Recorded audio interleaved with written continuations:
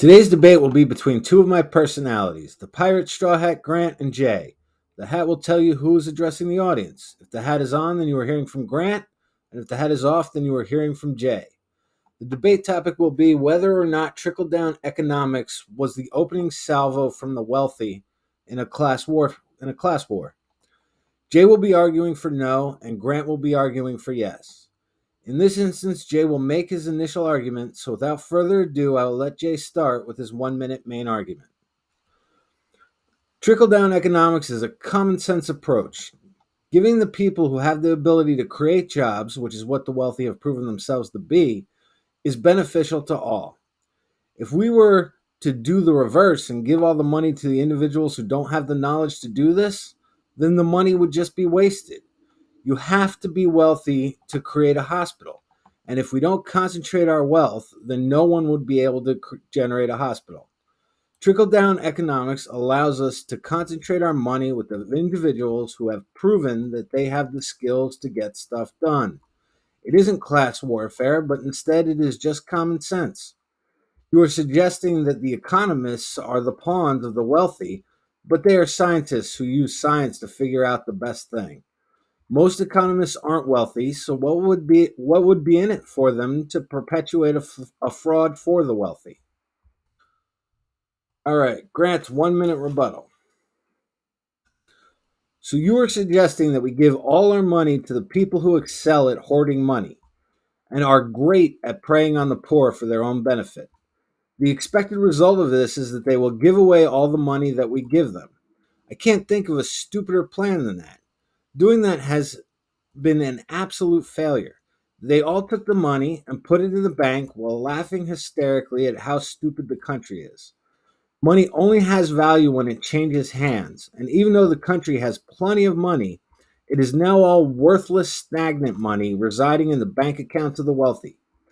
Think about how hard the wealthy work to prevent paying taxes.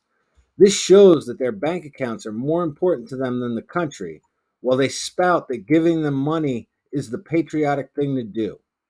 As our infrastructure crumbles, which is what trickle down economics is supposed to prevent, they eat caviar.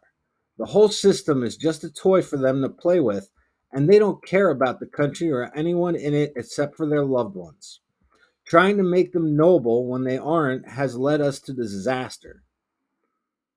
All right, Grant's 1 minute main argument for why class warfare, you know what the argument's about.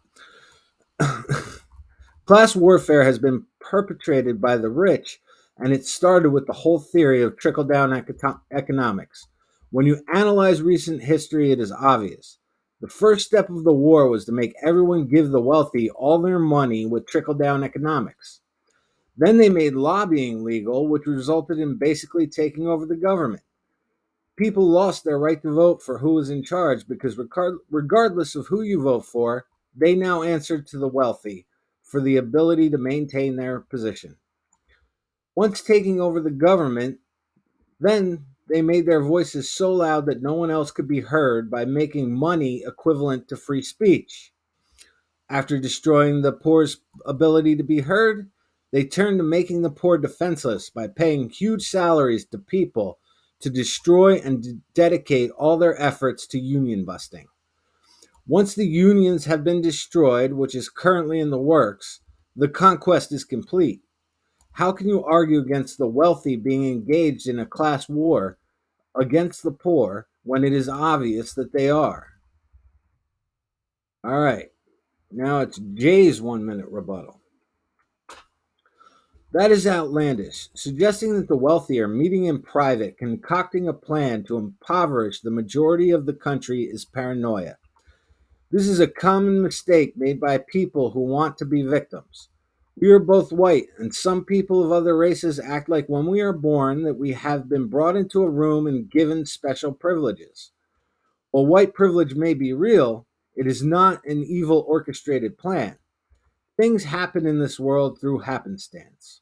The class war that you are suggesting would require a detailed plan and great coordination, which just isn't what is going on. Good scientists sat down and analyzed how the system works and determined that trickle down economics is the way to go. No conspiracy, it is just how the system works. The whole sequence of events you provided just happened due to the fact that those are the right things to do.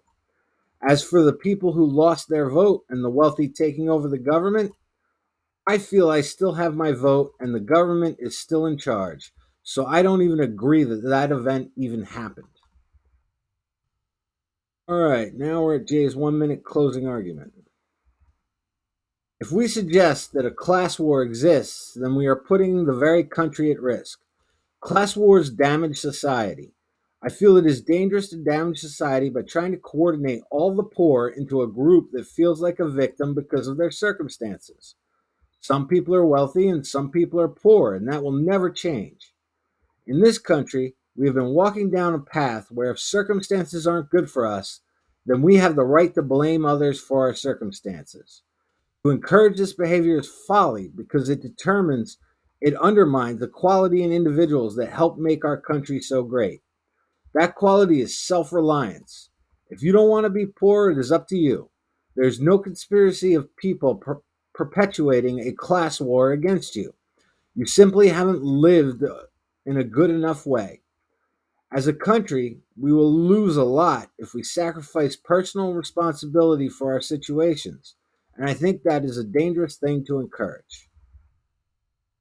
All right, now we're at Grant's 1 minute closing argument. The class war exists, and the wealthy started it. Living in denial of a war that exists has led to the middle class working far more than 40 hours a week and struggling to get by. In truth, we don't have a middle class anymore, but instead we have a huge upper lower class, and it is just going to get worse as time progresses. So many of us want to have the time to raise our kids like people did before the theory of trickle down economics came on the scene. But in modern times, we are transitioning to a system where we have to choose between feeding our children and raising them. It is not wrong to feel like a victim if you actually are one.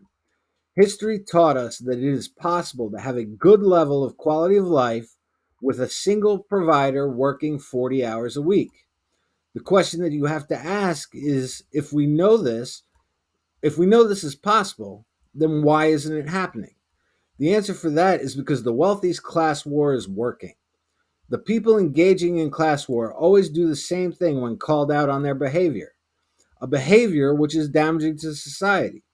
They say the victim of their war is the one destroying society by trying to create a class war. And I'm fed up with the wealthy's manipulation of the country.